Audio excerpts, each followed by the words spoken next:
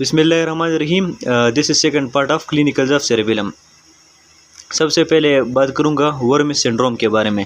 तो what is vermis syndrome? It is a neurological disorder characterized by absence और under development of cerebellar vermis. It is most common in children. Cause include medulloblastoma of vermis, which is actually a cancerous tumor. It is the most common type of pediatric cancer.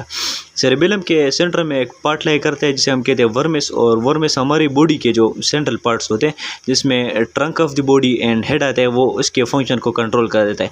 Vermis syndrome में जैसा कि definition में बताया कि इसकी vermis की absence होती है, अंडर डेवलपमेंट होती है, इसलिए जो सेंट्रल जो पार्ट्स हैं बॉडी के including head and trunk of body वो सही तरह से उसके फंक्शन परफॉर्म नहीं हो पाता। तो इसलिए इसके सिम्टम्स में आता है patient will fall forward and backward, and there will be difficulty in standing in upright position and holding this head steady, and treatment include physical and occupational therapy. Number second syndrome आता है cerebellar hemisphere syndrome. इसके कुछ points हैं वो मैं बोलूँगा। Lesion of cerebellar hemisphere will cause pathology of same side, मतलब कि अगर राइट सेरेबेलम में मसला है तो राइट साइड पे मसला आएगा। इस तरह अगर लेफ़्ट पे मसला है, लेफ़्ट सेरेबेलम में मसला है तो लेफ़्ट साइड ऑफ बॉडी में मसला आएगा।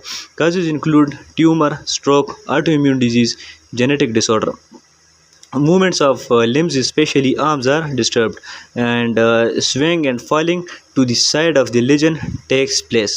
Next, disorders of lateral part of cerebellar hemisphere produce delays in initiating movements plus inability to move all limb segments together in a coordinated manner.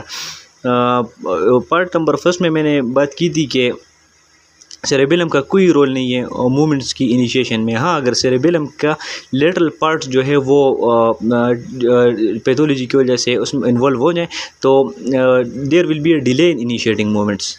और next point है common findings include dysarthria and nystagmus. Dysarthria is actually a speech disorder in which there is ataxia of the muscles of larynx and there is difficulty in speech production, and nystagmus is the disturbed movement of eyes. Point number third है MCQs related to cerebellum clinicals. तो इसके points हैं most common disease affecting cerebellar function is acute alcohol poisoning. Acute alcohol poisoning में जो alcohol है वो गाबा receptors पर act करता है और गाबा रिसेप्टर्स जो हैं वो मेनली इनहिबिटरी होते हैं।